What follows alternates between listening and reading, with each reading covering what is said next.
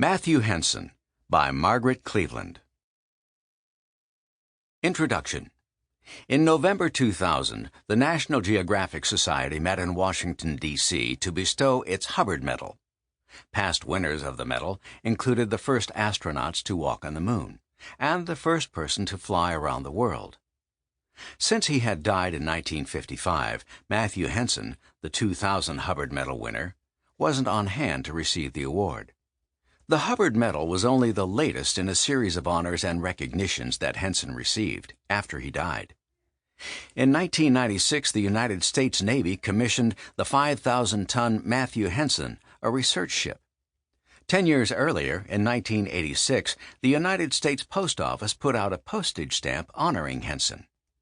Lots of people have been honored after their deaths with medals, stamps, and ships named after them. Yet rarely have those people been as unknown during their lifetimes as Henson was. Why was Henson ignored while he was living? What did he do that caused him to be honored eventually? Chapter 1. An Explorer's Heart. Like almost all African Americans of his time, Matthew Henson struggled through a childhood filled with sorrow and hardship. He was born on August 8, 1866, just 16 months after the end of slavery. Matthew was the third child of Lemuel Henson and Lemuel's second wife. Her name is unknown. He grew up in a cabin near Nanjemoy, Maryland. Henson's parents were sharecroppers. Sharecropping was a system in which poor African Americans, along with many poor white farmers, rented farmland from wealthy white planters. Sharecroppers gave a portion of each year's crop to the landowner as rent.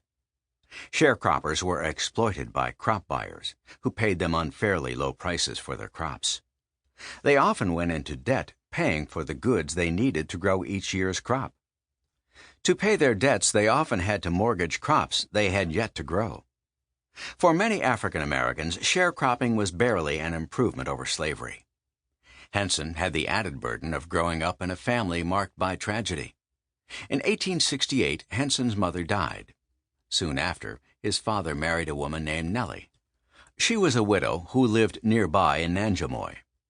While Henson's father was alive, he kept Matthew protected from Nellie. However, when Lemuel died in 1874, Nellie began treating Henson and his siblings quite cruelly. One day, when Henson was 11, Nellie hurt her stepson quite badly. Henson had to stay in bed for 3 days to recover from his injuries. Tired of Nellie's abuse, Henson formulated a plan to escape. Late one winter night, not long after he had healed from his bruises, Henson used a sharp knife to cut his old woolen blanket into uneven squares. He carefully folded the squares around his feet. Then he tied them tightly around his ankles.